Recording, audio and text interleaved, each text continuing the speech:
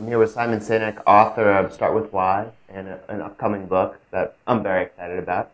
So Simon, I've interviewed you for 8 years, our fourth one. What has changed for you and what's remained the same? What's remained the same is that I'm devoted to my cause. That has been fixed. It's been a North Star for me.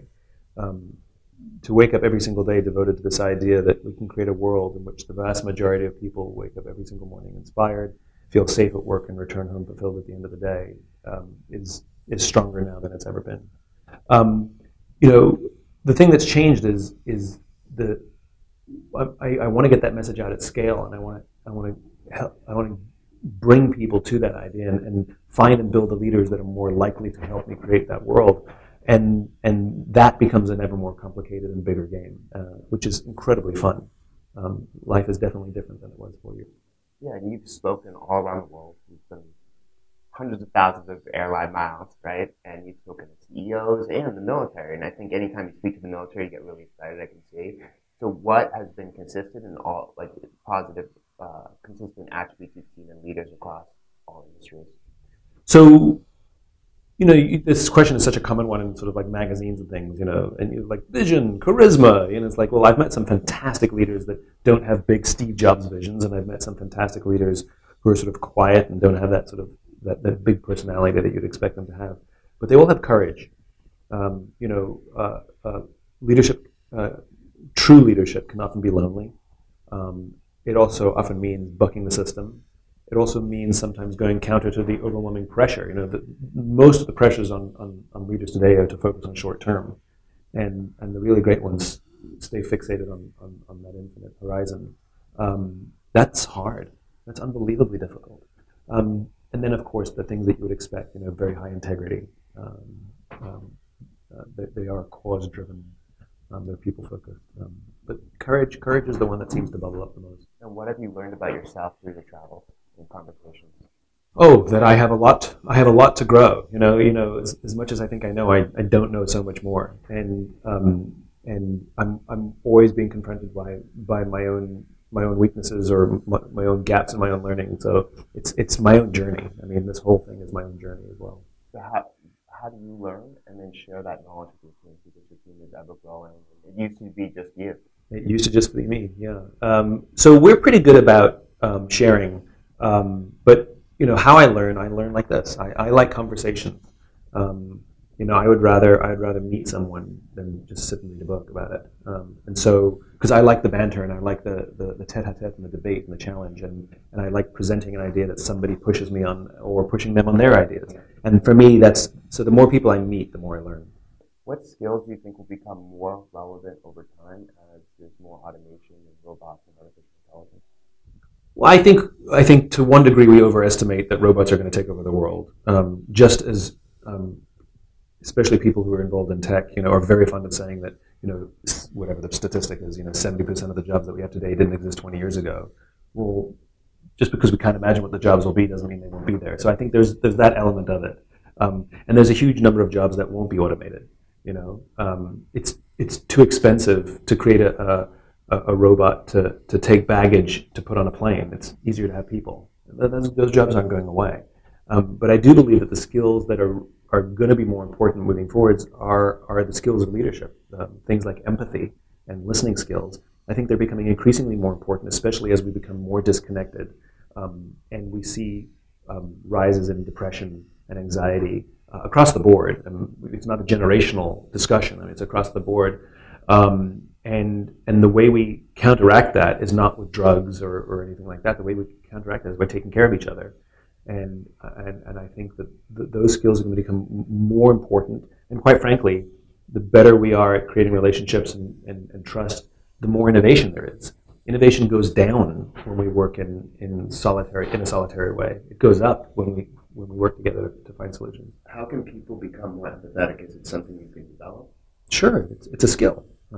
Some have a natural capacity for it, like some people have a natural capacity to play basketball. Yeah. But whether you have capacity for it or you maybe didn't grow up with it, it's a learnable, practicable skill. I mean, that's like saying, only some people are capable of having relationships, which of course is nonsense. Everybody's capable of having friendship, and everybody's capable of having a deep, meaningful, long-term relationship. But it takes work, and this is no different. Empathy takes work, and it's worth it. How do you decide who to surround yourself with and who to not really bother with and do business with? What's your criteria? Because I know you have a criteria. You don't just accept every speaking engagement. Like, what goes into your thought process in terms of who you meet, where to speak, all that? Well, you asked two questions there, sort of like who to surround myself with, and versus who to, what gigs do I say yes to? I'll answer the second one first. For me, it's about the movement and it's about the scaling of the message. And so we, first and foremost, they have to believe what we believe, that they actually, we work for plenty of dysfunctional organizations, but the leadership wants to do the right thing.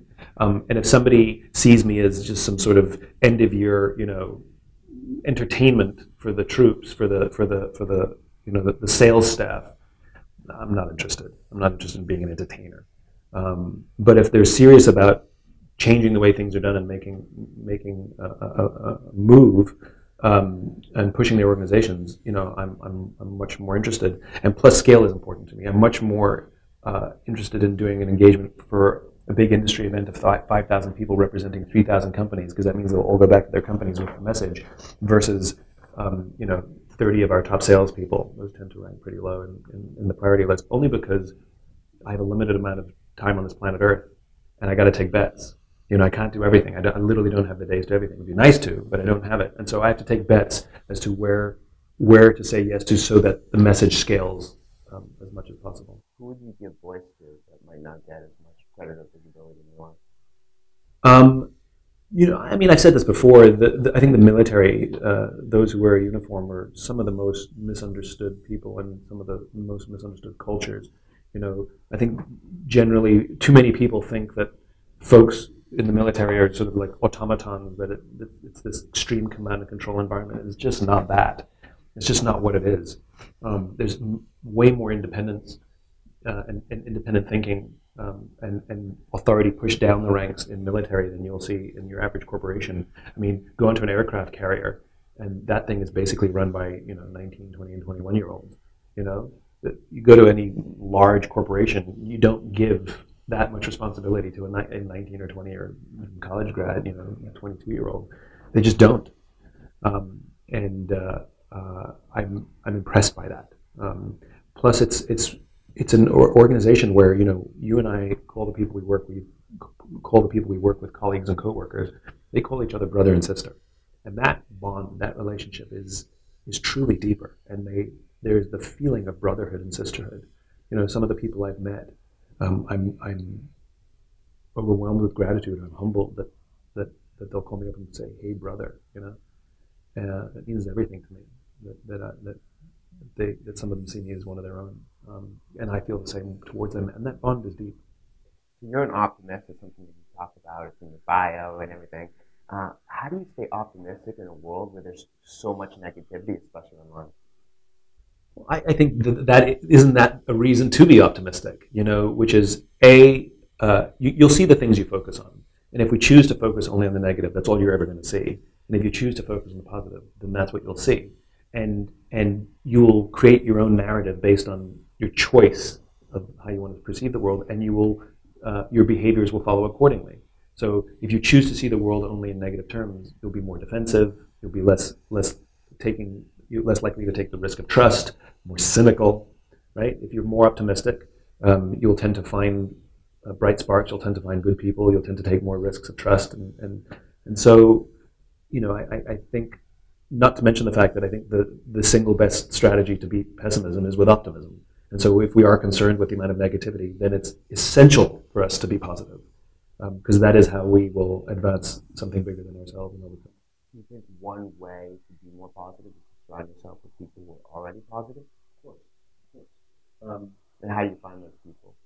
Well, generally, if you're surrounded by people with common cause, when one is doubtful or having a hard time, it takes the other person to go, "We can do this. You can do this. Let's do this. Come on. I signed up to do this with you." And it sort of reminds you that this is bigger than me, and it's kind of, I mean, for me anyway, it's like I'm very good at letting myself down. I have no problem disappointing myself. Wake up in the morning and think, oh, I should go to the gym. Nah, forget it. Like, whatever. Like, I'm fine disappointing myself.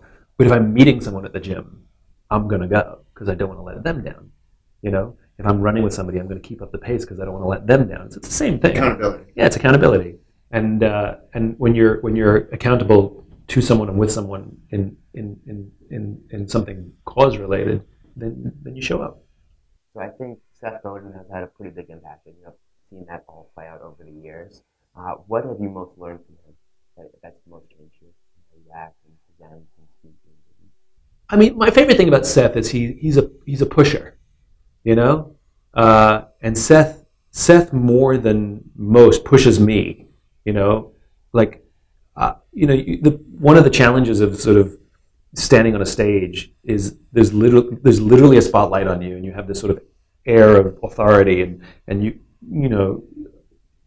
say things and people sort of nod their head because you've written a couple of books and somebody said you're worthy of standing on a stage, and Seth will have none of it, which I love, and he's really so good at holding everybody, me included, our feet to the fire, that if we say something, we have to be able to defend it, we have to be able to explain it, we have to be able to understand it, we have to be able to understand the nuance. You can't just get away with pablum, and I love that about him. That he pushes and challenges me. How have you? So you've had two big moments. One was the TED Talk that went viral, tens of millions of views, and then the one with the millennial question that I think got hundreds of millions of views. So when all that happened, you weren't expecting it to happen. How did you react? How did it change you? And were you able to even handle it at that point in time? So the first one, when the TED Talk started to gain popularity, it made things go quicker. I was already giving talks, and the requests became more frequent. The audiences became bigger, and that part of it was a good thing, because the plan was always to spread a message, and it was just going quicker than I expected. So that's the kind of thing you're like, well, this is a little sooner than I had hoped, but batter up. That's fantastic. I love that. So I took in stride. Like I said, you sort of it didn't go according to plan, but what plan ever does? It went quicker. When the millennial question went viral, that caught us completely by surprise. People started texting me, and I think it had something like 80 million views in a week. It was kind of nuts and continued to go. What was really special about that is it really expanded my message beyond the traditional audience in the business world, the folks who knew my work, much broader. Like I went to a garage, and like the parking attendant working there recognized me. Like, that was from the millennial talk, and that was really special because we knew that our message had to somehow have a broader access, and you try and figure it out, and that again it was really a fantastic catalyst and blew the doors wide open, and made even a broader audience open to our message, which has been really exciting. Yeah, it's like there's so much content, you never know what's going to hit. And I think that's really funny. I went to a dinner party a while ago, and I asked one of the people at the party, "What do you do?" He says, "I work for a company. We make viral videos." And I thought to myself, you don't make viral videos. You make videos and you hope they go viral. Because I've won the internet lottery twice now, and I can tell you, neither time was I able to predict it. And the ones that I thought would go didn't. Thousands of pieces of content. It's like, and it's like, I think you have to have a good cause and deliver it clearly. And I think the stuff that is more likely to go viral, and not just like a fad where it peaks and disappears, that's entertainment. But the stuff that's really sticky, that it goes and it stays there, I think the motivation matters. I think if somebody's making something to go viral, I think that's a challenge. I think that's a problem. I think that's egocentric. That's about you, Whereas if you have a message that you're hoping to spread and it's really intentional and cause-based, then you're not really so obsessed with whether it goes viral or not. You're happy that people are seeing it. You're happy that people are spreading it. For me, the numbers that I care about are not the number of followers or the number of likes. They're indicators. They're important. But for me, the most important number is the retweet or the forward, right? That's the number I care about the most, because that means that whatever I've written, somebody else has deemed valuable or important or inspiring enough that it's worthy of sharing with the people they know. They're sharing their reputation on the line to share something. And not even just their reputation, they're using my words to share their beliefs. It's about them, no longer about me. And so, a like is great, but it's passive. It just tells me that you liked it. But a forward or a retweet means that you and I are now partners. You and I are now marching shoulder to shoulder, and I may have, my job is to be the voice box. Like, I know what my job is. I'm the guy that points the picture on the box of the jigsaw puzzle. Like, I'm out there telling people what we're building together. Like, I know my role, and now we're compatriots. Now we're marching in the same common cause. And those are the numbers that matter to me, because that's the army. Yeah, beautiful way of putting it. And in terms of growing your platform, because that's your goal, to keep on expanding and expanding, to get the message out there, to inspire people. What's your responsibility as someone who's now very trusted? If you say something, people will act on it. What does that look like for you? Well, I think you give me too much credibility for one. I don't know if people act on anything that I say, but I'm fully aware. Making changes in their lives. I'm fully aware. I'm fully aware that people who are open to a message and who are looking for guidance, that they do turn to my ideas as options. I'm fully aware of that, and I think it's important for anyone who has a bully pulpit that you take that responsibility seriously. The hardest thing, I think, for a lot of people who stumble upon a bully pulpit, or choose to have a bully pulpit, or just get promoted, and you just gain some sort of rank and some formal structure, that a whisper becomes a shout. That things that you could have said offhand now have greater weight. Or things that, if the details or the facts weren't 100%, whatever, now it matters. And to keep in mind that a whisper becomes a shout, that a harmless joke actually carries weight now. And there's an element of responsibility that goes with those words, for every reason you just said. And I work very hard and pride myself on the fact that the things that I put out publicly are focused on the message. I work very hard to be completely bipartisan and apolitical. I work with Democrats and Republicans, because how can I talk about bipartisanship and then choose a side, and I think that's important. I try very, very hard to ensure that I'm saying things and doing things that reflect the message. I don't want to be. I know too many hypocrites. We both do. We both know a bunch of people who write books and give talks that are amazing, and then you look behind the veil and it's the complete opposite. Despite all my imperfections and stumbles, I work really hard to stay true to cause. Yeah, and I want people to, see you or see me and be happier in person than online. Like, I want it to be, you have certain expectations online, and then you meet us, and it's way better. Yeah, or at least consistent. Like, you meet Seth, you meet some of our peers, and they're better. They're amazing. Yeah. Well, I think the good ones are consistent. Like when you meet Seth, he is his books. Like he's punchy and he's quick and it's who Seth is. Like a tweet or a LinkedIn update from Susan Cain does not do it justice. No, not at all. She's an amazing human being. I think consistency is what's important for me. Which is, if someone meets me and they've seen me on an interview or they've read a book, that their expectation of optimism or inspiration, or that human connection matters to me, is consistent. I want that experience to be, that makes sense. I want it to make sense, and I think that's important for all of us. I think it only lends credibility. Remember, the numbers I care about are not the number of people; it's the number of pass-throughs. So.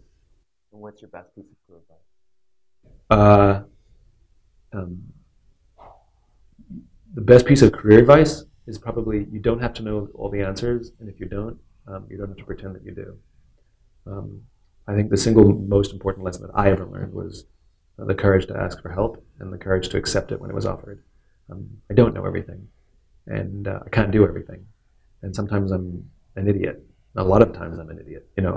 My lane is narrow, I'm really good in a very narrow lane. But this is a multi-lane highway that we're flying on here. And so I think I know that the thing that really propelled my career and my message was when I asked for help, and amazingly there were people there who were willing to help. And that's sort of the irony of this, which is we're surrounded by people who want to help us.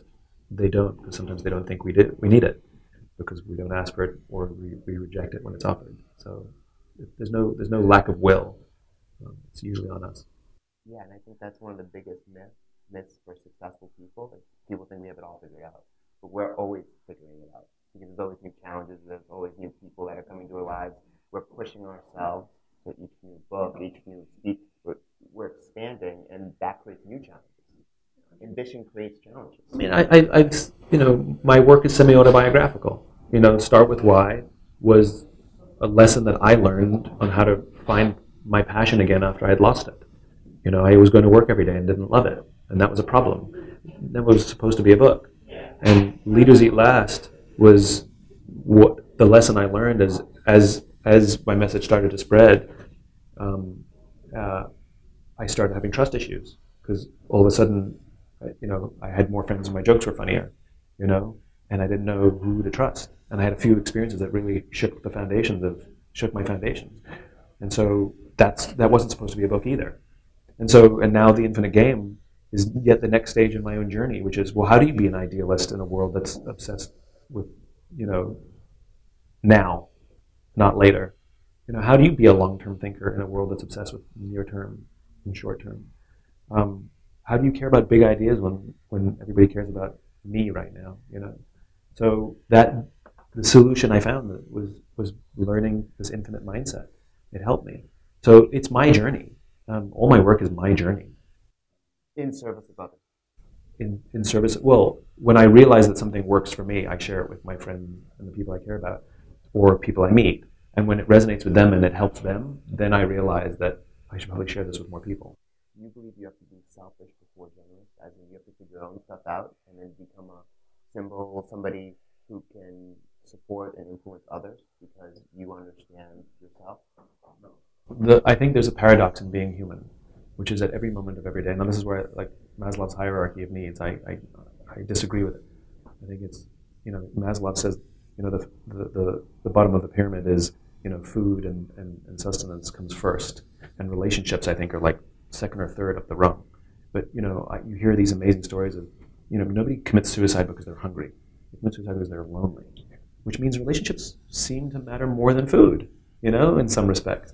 And I think the thing that Maslow's hierarchy misses is this paradox of being human, which we are at all times, every moment of every day, both individuals and members of groups, all day. And every day we're confronted with challenges, both big and small. Do I choose to put myself first, or do I choose to put the group first? And there's one school of thought that says, no, you have to put yourself first, because only once you're taken care of can you take care of others. And there's an entire school of thought that says, no, only if you take care of others will they take care of you. And the answer is, you're both right and you're both wrong. It's just not that black and white. And Maslow is only half. He considers the individual, but not the members. So yes, as an individual, we need food to survive. But as members of groups, there are things that are more important than food. So, I'm not that. It's not like that. It's like anything. It's like we are fed ideas by people who care about us. We feed others with the ideas that we think either matter to us, that we want to share with them, and it makes its way. It's the ideas that people keep inviting me to ask about, or I become infatuated with, or I see that people, they perk up and go, this solves my problem. Then I realize it's worth spreading with others. I had plenty of ideas that have no value in the world whatsoever. Way more. I mean, you can count on one hand the number of ideas that actually have value in the world that I've ever contributed. I could fill a room with the other ideas. So I'm very comfortable with the gray. I'm very comfortable in gray, and I accept the fact that these neat packages that we wish existed of black and white, they're just not there. Thank you so much for your time. Thanks. Nice to be here.